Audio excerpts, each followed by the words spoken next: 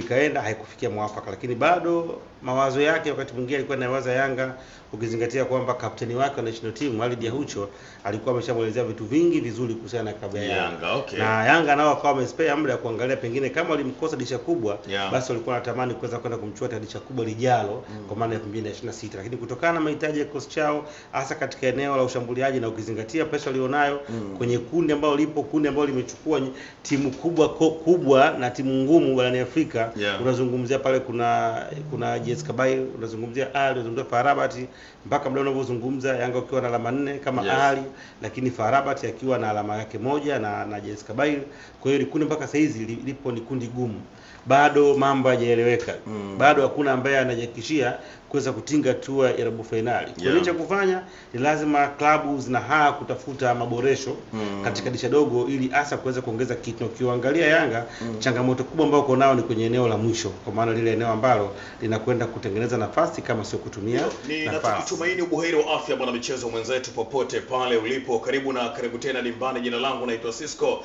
Njoo tukujuze kile ambacho tumekuandalia bwana. Tuliwaambia ya kwamba wakati huu ni wakati wa kutulia kweli kweli, na tuliwaambia kuna timu itakwenda kulia dirisha dogo kwa sababu wachezaji wao wanaweza kuchukuliwa, na hata wale ambao walikuwa wanawataka kwa muda mrefu mno na wao watakwenda kuchukuliwa. Sasa taarifa bwana zinaeleza ya kwamba klabu ya Yanga tayari imeshakita kambi pale Uganda kwa ajili ya kuanza mazungumzo na mchezaji wa Vipers kwa maana Alan Okello, kijana huyo ambaye anatakiwa kwa udi na uvumba ndani ya klabu ya Yanga. Na taarifa zinaeleza kijana huyo kinda mwenye umri wa miaka 25 kwamba dili hili limevaliwa njuga na rais wa klabu hiyo ya Yanga. Sasa kwa hayo na mengine mengi bwana, ungana nasi sako kwa bako ili usilelee matangazo jadidi kweli kweli yasiyokuwa na shida wala shaka yeyote ile, yakiwa na nguvu kubwa mno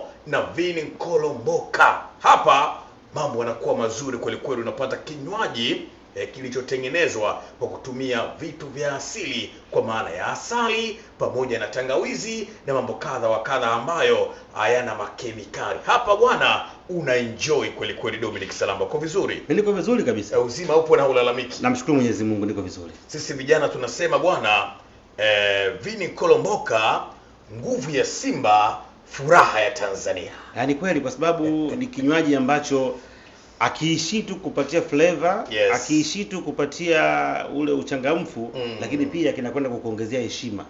Kwa sababu kimetengenezwa kwa kutumia vitu asili vya Kitanzania. Yaani tumetumia vyakula au vitu asili. Unazungumzia matumizi ya asali, unazungumzia matumizi ya tangawizi, iliki na vitu vingine vingi. Kwa hiyo wameamua kutengeneza kinywaji ambacho sio tu utakwenda kukitumia ili pengine uweze kupata flavor au changamke, lakini bali ukitumia kinakwenda kurudishia heshima ndani na nje ya uwanja. Imeeleweka. Bana, karibu sasa tudunde sote hapa, na kama bado hujachangamka gonga Kolomboka Vini ili mambo yawe vizuri. Na taarifa sasa ni njema kweli kweli kwa wana Yanga ya kwamba wameamua kukisuka tena kikosi chao vizuri kweli kweli dirisha dogo, kwa sababu wanahitaji kutinga hatua ya robo finali na si masara wana Al Ahly mbeleni hapo. Dominic Salamba, taarifa za Alan Okello kuhusishwa na klabu ya Yanga zilianza kama mzaha hivi. Tulikuwa tunajua huyu ni mchezaji ambaye ameshamalizana kimazungumzo na klabu ya Simba. Sasa mambo yamegeuka. Hili dili likoje kwenye vyanzo vyako, na tupe undani wa taarifa hii? Nafikiri issue ya Okello na Yanga haijaanza leo. Ni issue ambayo ilikuwa imeanza muda mrefu, na hata kwenye dirisha kubwa ilikuwa imebakia kidogo tu waweze kumchukua, isipokuwa Okello alikuwa na dili na timu moja, nafikiri ilikuwa kama sio ni Poland basi ilikuwa ni maeneo ya Hungary. Alikuwa na timu kwa ilikuwa inamhitaji, kwa dili kaenda haikufikia mwafaka, lakini bado mawazo yake wakati mwingine alikuwa anawaza Yanga, ukizingatia kwamba kapteni wake wa national team Walid Yahucho alikuwa ameshamuelezea vitu vingi vizuri kuhusiana na klabu ya Yanga. Okay. Na Yanga nao wakawa wamespare muda ya kuangalia pengine kama walimkosa dirisha kubwa, basi walikuwa wanatamani kuweza kwenda kumchukua dirisha kubwa lijalo kwa maana ya 2026. Lakini kutokana na mahitaji ya kikosi chao hasa katika eneo la ushambuliaji na ukizingatia pesa walionayo kwenye kundi ambalo lipo, kundi ambalo limechukua timu kubwa na timu ngumu barani Afrika, unazungumzia pale kuna JS Kabylie, unazungumzia Ali, unazungumzia FAR Rabat, mpaka muda unavyozungumza Yanga ukiwa na alama 4 kama Ali, lakini FAR Rabat akiwa na alama yake moja na JS Kabylie. Kwa hiyo kundi mpaka sasa hizi lipo ni kundi gumu. Bado mambo hayajaeleweka. Bado hakuna ambaye anajihakikishia kuweza kutinga hatua ya robo finali. Kwa hiyo cha kufanya ni lazima klabu zina kutafuta maboresho katika dirisha dogo ili hasa kuweza kuongeza kitu. Ukiangalia Yanga changamoto kubwa ambayo uko nao ni kwenye eneo la mwisho, kwa maana lile eneo ambalo linakwenda kutengeneza nafasi kama sio kutumia nafasi. Ndipo wakaamua kuona kwamba kipindi hiki sio rahisi kupata nyota unaohitaji, kwa sababu wengi wanakopa kwa timu zao na wanakuwa wana malengo tayari hapo kwenye katikati ya msimu.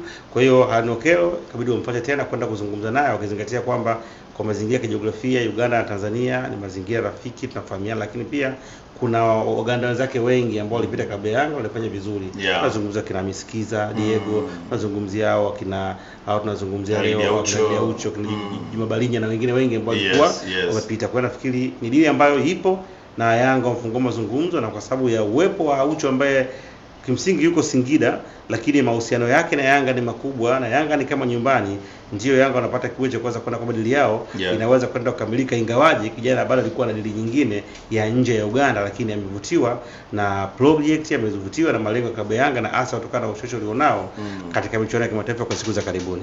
Okay. Bana hili dili limezua maneno mengi kweli kweli. Nakumbuka nilishawahi kufanya taarifa hii ya kwamba jamani, mambo yamebadilika, Simba huenda itapokwa tonge mdomoni na Young Africans. Naona sasa ndio taarifa zimekuwa kwa kasi kweli kweli. Lakini mimi miongoni mwa vitu ambavyo Salamba anahitaji kuvijua, mchezaji huyu kama atatua Young Africans, Young Africans itakuwa imepata mchezaji sahihi, kwa sababu ukitazama nafasi ambayo anacheza, wako wachezaji ambao walisajiliwa pia na walisajiliwa kwa mbwembwe, na walipotoka ilionekana na wachezaji wakubwa, lakini mwisho wa siku shughuli ikawa nzito wao kuwapa wananchi wanachokihitaji.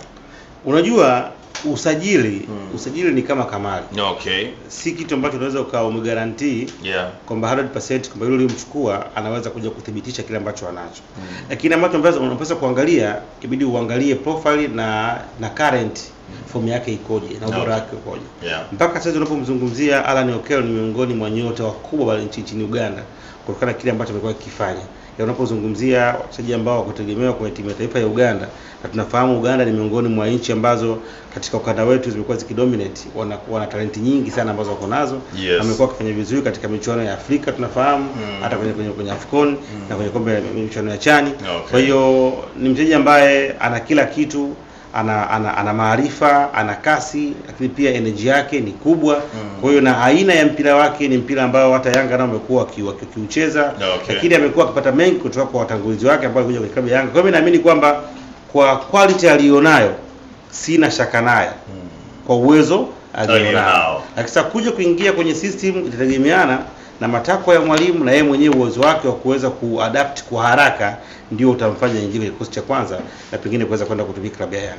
Taarifa zake labda pale kuna mtu anayetoka kwenye nafasi yake kwa maana ya kimataifa ndio yeye aingie kwa mujibu wa vyanzo vyako, ama imekaaje taarifa ya Alan Okello kuja Yanga? Alan Okello ni mchezaji wa kigeni.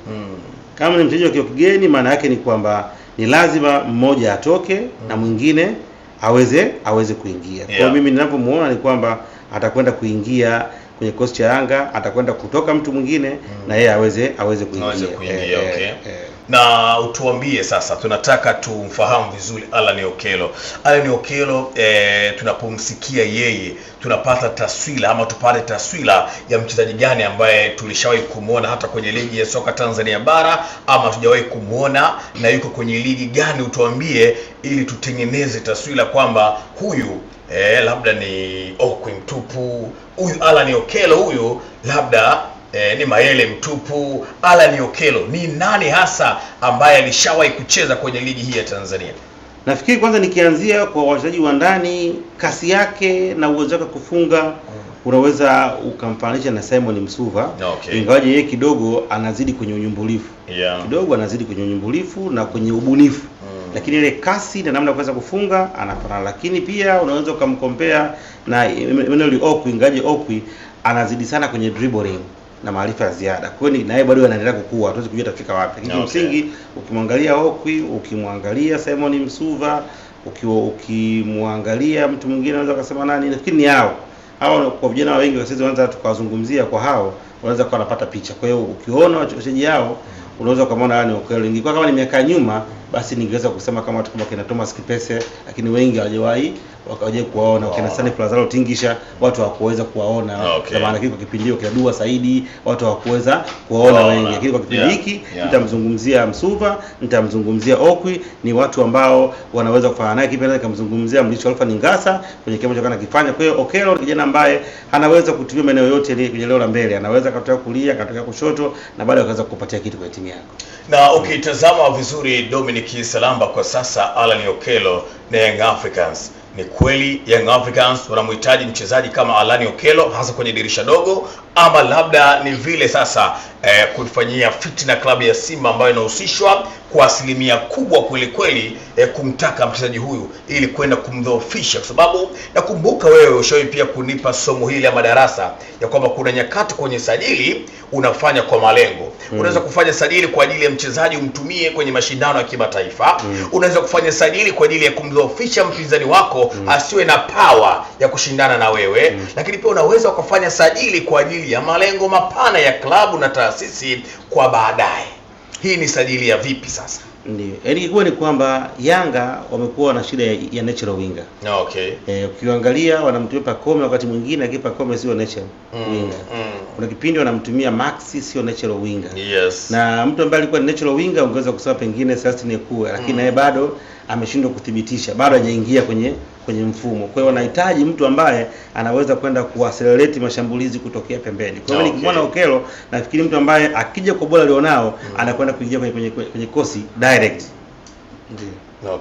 Na mimi hapa sasa Salama pia nataka unieleze kitu kimoja. Ni kweli walioko Young Africans wamefeli kwenye hiyo nafasi? Kwa sababu ikumbukwe kuna mawinga wengi pale ambao tunawafahamu. Ukimwondoa Celestine Ekua ambaye ameingia dirisha dogo, wako akina Edmund John alisajiliwa pia dirisha dogo, ni winga huyo. Ofen Chikola amesajiliwa dirisha dogo, ni winga huyo. Yuko Dennis Nkane pia mkongo kweli kweli pale, ni winga huyo. Je, wote hawa kina Faridi Musa Malik wameshindwa mpaka Alan Okello aje? Na kama ameshindwa Salamba, kwa timu kubwa kama Yanga kuna haja gani ya kuendelea kungangania wachezaji wanaocheza position moja lundo la utitili? Hao unaozungumzia wote ni nyota ambao when it comes kwenye local league wanaweza kuashua kitu kwa matokeo. Na ndio wao mtoka kuzungumza hapa na wachezaji wa ndani ambao na wengi ukiangalia ni vijana ambao bado wanaendelea kukua. Yaani Edmund John akiendelea kufanya training baada ya miaka miwili mbele anaanza kuja kuwa zaidi ya Mzize. Ukizungumzia huyo Chikola anaanza kuja kuwa zaidi ya nani. Ni watu ambao ni vijana wadogo wamekosa experience kubwa. Ndio kwanza timu yao kubwa ya kwanza unaizungumzia Yanga. Yaani Yanga ndio timu yao kubwa. Hata kwa national team hawatumiki. Kwa hiyo unawachukua kuja kuendelea kuwatengeneza kwa manufaa ya baadaye. Unaona? Kwa hiyo ni lakini ukizungumzia unapomzungumzia Alan Okello, huyu ni international player. Ni national team player ya Uganda ambao wametuacha mbali kisoka katika ukanda wetu. Yeye anaanza kwenye kikosi cha kwanza cha timu ya taifa ya Uganda. Kwa hiyo unaweza kuona ni mchezaji wa namna gani. Kwa hiyo ujio wake unakuja kuongeza package hasa kwenye michuano ya kimataifa. Yaani sajili za Yanga ambazo wanaangalia kipindi hiki hawaangalii kuja kushindana na Mtibwa, Alliance, sijui Simba, sijui Azam, hapana. Wanaangalia namna gani wataweza kwenda kubato na Ahli na Farabat na JS Kabylie ili waweze kufuzu waingie kwenye hatua ya robo finali. Ndio mantiki ya hizi sajili ambazo wanazifanya kipindi hiki. Na kama ukifanikiwa kwako big yes plus yes. Asilimia ziko ngapi huko kwenye tetesi zenu? Mpaka sasa hizi nikiangalia asilimia 90. Chuma kinatua Jangwani. Yes, of course.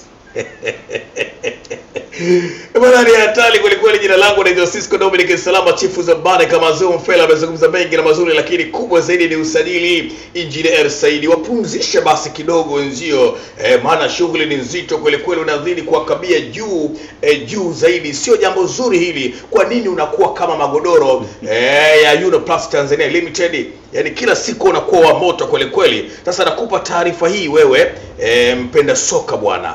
Engineer anaendelea kuumiza watu. Sasa ili kidogo kama unapata maumivu ili ulale upumzike vizuri, basi hakikisha unanunua godoro lako linalozalishwa na kampuni ya Uniplus Tanzania Limited. Kwa maana magodoro yote ile chapa ya Banco, na maanisha magodoro ya Banco Loyo, Victoria, Alusha Dirax, Super Banco pamoja na godoro la Maraika. Magodoro haya bwana ni mazuri kweli, hayaumizi mgongo, kiuno, wala yakuachi na uchovu. Haya hayakupi sababu ya asubuhi kutafuta panado ili upoze maumivu. Magodoro haya ni mazuri kwa afya yako, lakini yanakuacha asubuhi ukiwa na nguvu kweli na afya ya mwili pamoja na akili. Hapa ukipata godoro jua umepata. Na godoro namba 1 kwa sasa ni godoro la Banco Loyo. Lenyewe lina density 32. Litafute hilo ili uenjoy. Jina langu naitwa Cisco Dominic Salama. Amezungumza mengi na mazuri, chifu Zobane kama Zoom Fela. Tosha kusema tu, ila lika masalam.